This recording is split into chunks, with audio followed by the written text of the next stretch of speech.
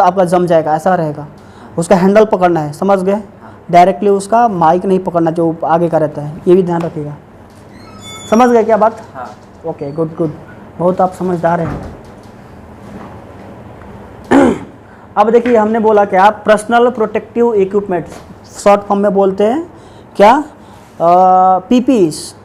कौन कौन सा चाहिए? अभी यहाँ पे जो जनरल ज़्यादातर वर्क है, जनरल वर्क और इलेक्ट्रिकल वर्क, हाइट वर्क तो नहीं है ना, ठीक है।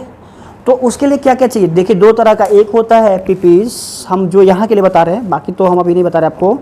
एक होता है क्या, जॉब स्पेसिफिक, मतलब जिस तरीका का आप जॉब कर रहे हैं ना उसके लिए आपको पीपीई पहनना है। दूसरा होता है जनरल पीपीई, जो कि आपको पहनना ही है। जैसे आपने 3 चीज़ें पहना है, ये helmet, reflective jacket, safety shoes, ये जनरल में आता है। ये मैंडेटरी है कि आप साइड पे काम करेंगे तो पहनना ही है।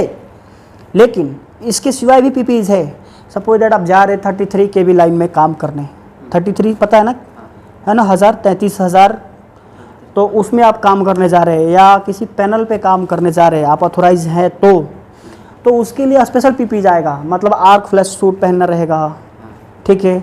आपको जो है इलेक्ट्रिकल मतलब ना लगे शॉक, पीबी ग्लव्स है ना, वो ग्लव्स पहनना रहेगा, ठीक है, क्लियर है।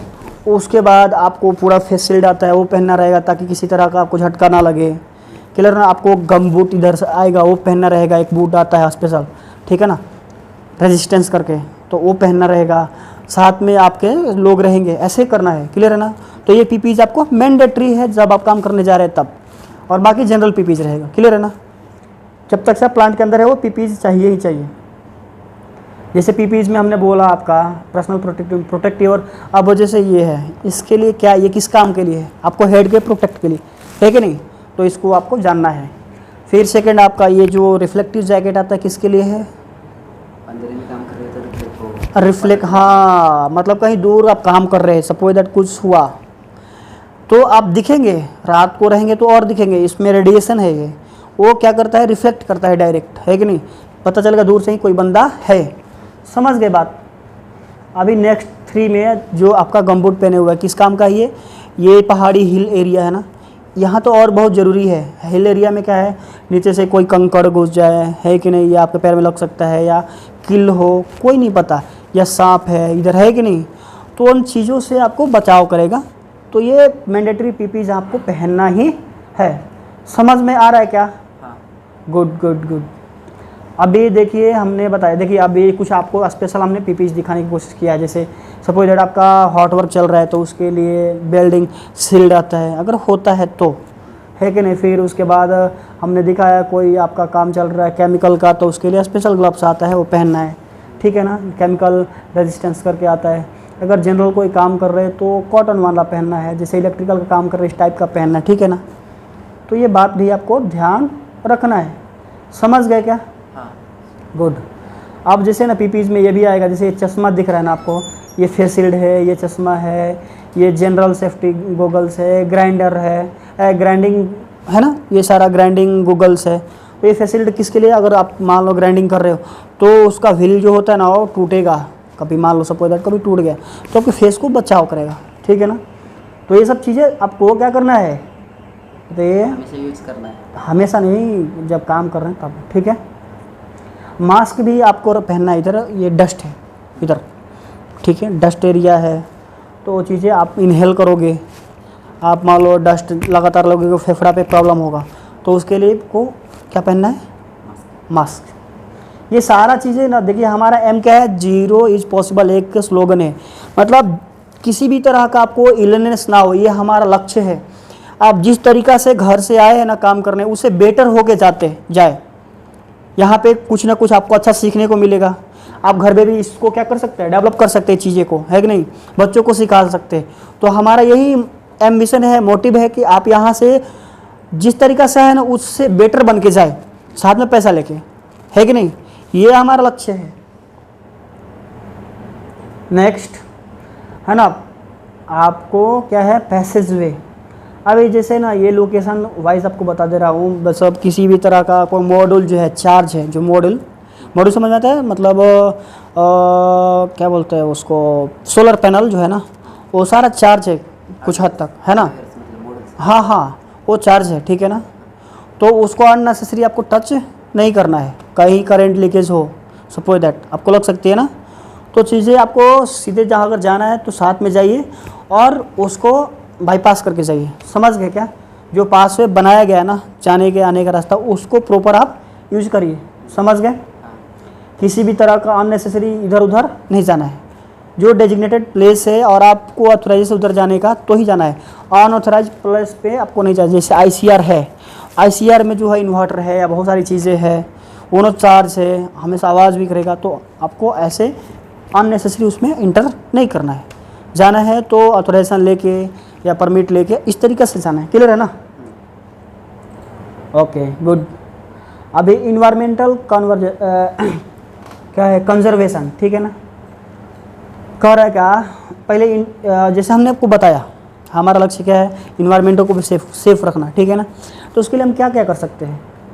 The act of the protecting natural environmental individual organisation और the governmental level for the benefit of the both environmental and the human population. मतलब देखिए कहने का मतलब ये है कि इन्वायरमेंट को हम बचाव करेंगे, हमारा रिस्पॉन्सिबिलिटी है कि नहीं। उसके लिए फ़ायदा क्या है, अगर हम इन्वायरमेंट को बचा के रखते हैं तो प्रॉपर हमारा प्योर हवा मिलेगा, इससे हमारा देश का भी उन्नति है कि नहीं, लॉन्ग टाइम तक, है ना। उसके बाद हमारा जो है क्या है जो नेचुरल है हर चीज़ मेंटेन रहेगा, है ना। इसलिए हम इन्वायरमेंट को क्या करते हैं बढ़ावा देते हैं कि हाँ भाई वो सेफ रखना है, वो हमारा जिम्मेदारी है। उसके लिए हम क्या क्या कर सकते हैं, सपोज दैट हम जो वेस्टेज इधर उधर फेंकते हैं उसको प्रॉपर, देखिए छोटी से छोटी चीज़ को से लेके हम बड़ा चीज़ तक हम सोचेंगे, है कि नहीं, करेंगे। वेस्टेज नहीं करेंगे, कहीं भी फेंकना, ये सब क्या है, एक इन्वायरमेंटल का गलत इम्पैक्ट है। हम इन्वायरमेंटल को समझ नहीं रहे, इन्वायरमेंट को, है कि नहीं। तो जितना ज़रूरत है उतना ही हम वाटर को यूज़ करेंगे। ये भी एक हमारा गुड इनिशिएटिव है, समझ गए। ये भी आपको सीखना रहेगा, क्लियर है ना। नेक्स्ट हमारा क्या है, risk management hierarchy of control. ये चीज़ें सीख लीजिएगा, बहुत ही इंपॉर्टेंट है आपको। Risk management hierarchy of control, ये क्या होता है, मतलब किसी भी रिस्क को कम करने के लिए एक हायरार्की होता है। मतलब कि हम किस तरीक़ा से रिस्क को, किसी भी काम के रिस्क को, रिस्क समझते हैं ना, किसी भी काम का रिस्क क्या है समझते हैं ना। रिस्क को कम करने के लिए एक हमने फार्मूला तैयार किया है, वो चीज़ें 5 फार्मूला है, हम आपको समझाना चाहेंगे।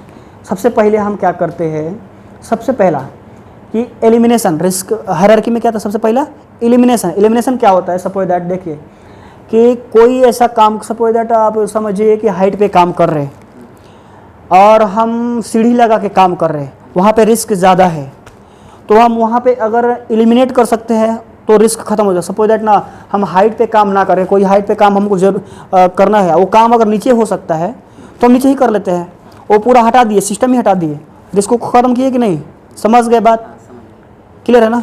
ये भी एक हायरार्की का पार्ट है। दूसरा सब्स्टिट्यूशन, अगर मान लीजिए कि नहीं भाई हम नीचे नहीं कर सकते, हमको ऊपर ही करना है, क्या करना है, ऊपर ही करना है, तो हम सीढ़ी के जगह परमानेंट प्लेटफॉर्म बना सकते हैं, नहीं बना सकते हैं। अगर मान लीजिए सीढ़ी से हम ज़्यादा, भाई कोई पकड़ रहेगा, फिसल गया, गिर जाएंगे, चोट लगेगा, रिस्क है ना ज़्यादा। अगर हम परमानेंट प्लेटफॉर्म बना देंगे या कोई ऐसा प्लेटफॉर्म बनाएंगे जिस पे हमको लगेगा कि हाँ भाई सेफ़ है, हम इसे गिर नहीं सकते, चारों ओर से बैरिकेड है ना, ऊपर काम करना है ठीक है चलेगा, लेकिन हम पूरा तरीका सेफ अपने आप को महसूस कर रहे हैं। कोई ऐसा व्हीकल लगा रहे, व्हीकल मतलब फोर्कलिफ्ट बोल रहे हैं, सॉरी क्या बोलते हैं, मैन लिफ्ट लगा रहे हैं, ऐसा कुछ लगा रहे हैं, या परमानेंट इसका फोल्डिंग बना के कर रहे हैं सीढ़ी की जगह, तो हम क्या कर दिए, उसके जगह दूसरा चीज़ यूज़ कर लिए, सीढ़ी की जगह किए ना, तो ये होता है सब्स्टिट्यूशन, समझ गए। मतलब रिस्क को हमने कम किया है, जहाँ रिस्क लेवल ज़्यादा था वहाँ का कम किया, रिस्क ख़त्म नहीं हुआ, समझ गए बात। आपको सीखने को मिलेगा बहुत ही चीज़ें, और आपके वजह से वीडियो वालों को भी सीखने को मिलेगा, जो देख रहे हैं आप भी देख लीजिएगा जाकर, ठीक है, अगर नहीं समझ में ठीक है ना। अब तीसरा क्या होता है भाई, इंजीनियरिंग कंट्रोल। जैसे हमने बोला इंजीनियरिंग, जैसे मान लें हमने प्लेटफॉर्म बना दिया, हमने रिस्क को कम किया ना, अब इंजीनियरिंग कंट्रोल क्या कर रहे भाई, उसमें चारों तरफ से फेंसिंग कर दे रहे, इंजीनियरिंग कर रहे हैं ना, अपना दिमाग लगा के फेंसिंग कर दे रहे, तो किसी भी तरह का अगर मान लीजिए ऊपर आप टूल्स रखिएगा, कोई हथौड़ा रखिए या कुछ भी रखिएगा, नीचे नहीं गिरेगा, किसी को चोट नहीं लगेगा, आपको भी नहीं लगेगा, तो हम वहाँ पर क्या कर रहे हैं, इंजीनियरिंग कंट्रोल कर रहे हैं, समझ गए बात, ये चीज़ें हैं। उसके बाद है एडमिनिस्ट्रेटिव, मतलब एडमिनिस्ट्रेटिव का मतलब होता है हम मैनेजमेंट के थ्रू जुड़ रहे हैं। एडमिनिस्ट्रेटिव का मतलब जैसे हम परमिट ले रहे हैं, उसके लिए काम के लिए क्या कर रहे हैं, परमिट ले रहे हैं, सबको बता रहे हैं, सबको पता रहेगा, उस पर सबका नज़र रहेगा, ये क्या हो गया, एडमिनिस्ट्रेटिव कंट्रोल, मतलब एडमिन कंट्रोल, जैसे इनको भी पता रहेगा। कब आप बिना बताए जाके काम शुरू कर देंगे, इनको पता रहेगा क्या? नहीं रहेगा। आप परमिट लीजिएगा, प्रॉपर साइन करवाइएगा, हाँ भाई यहाँ पे हम काम करने जा रहे हैं, तो ये क्या हो गया, एडमिनिस्ट्रेटिव कंट्रोल, समझ गए। और लास्ट में आता है क्या, पीपीईज। पीपीईज मतलब पर्सनल प्रोटेक्टिव, वो तो लास्ट में। ये सारा चीज़ करने के बाद आपका रिस्क वैसे ही कम हो जाएगा, है ना। अब उसके बाद आपको हेलमेट, जैकेट, जो भी जरूरी चीज़ें हैं वो डाल लेना है। रिस्क मतलब लगभग 99% खत्म, 1% फिर भी रहेगा, उसमें आपको अवेयर रहना है।